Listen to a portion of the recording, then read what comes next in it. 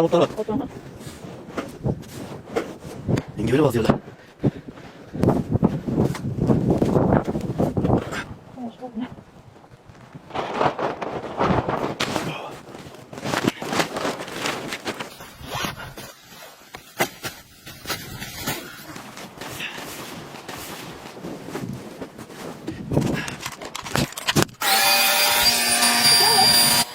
Şişiyor ya. Oldu güzel. Güzel.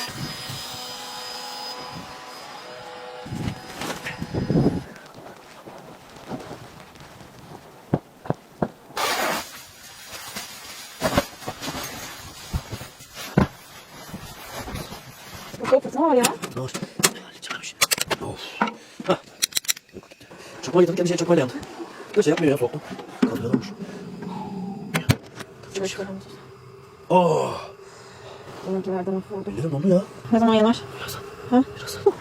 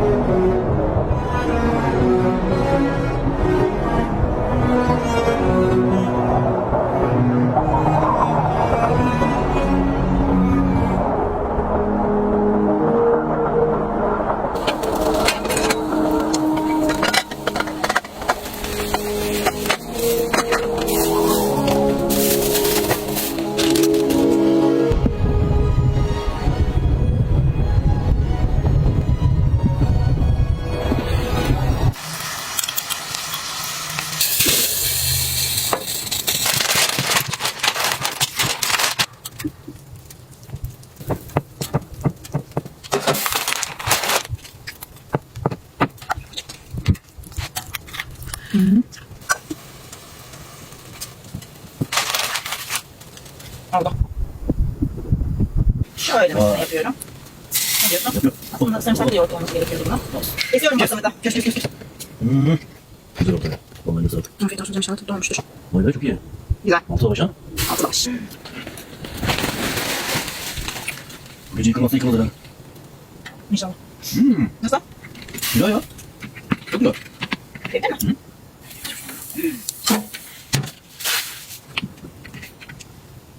Maşallah. Oh! Ya ne oluyor? Tadı başım tarabilmez mi? İnşallah.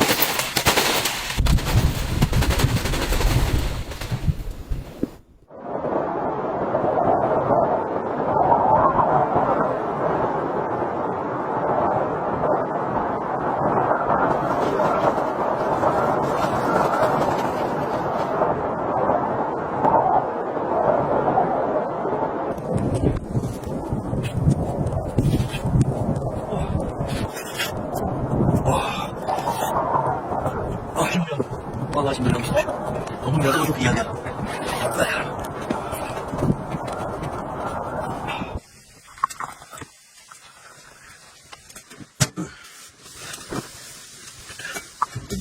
Kışlamış.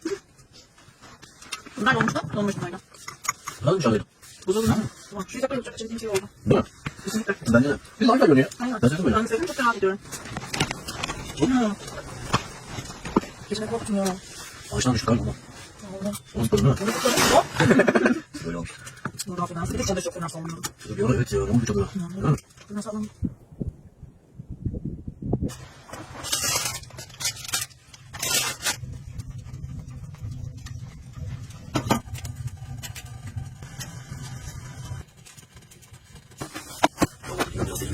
Biraz da ufak ayaklarına bakayım ya. Nasıl? Onun cebine içine koy.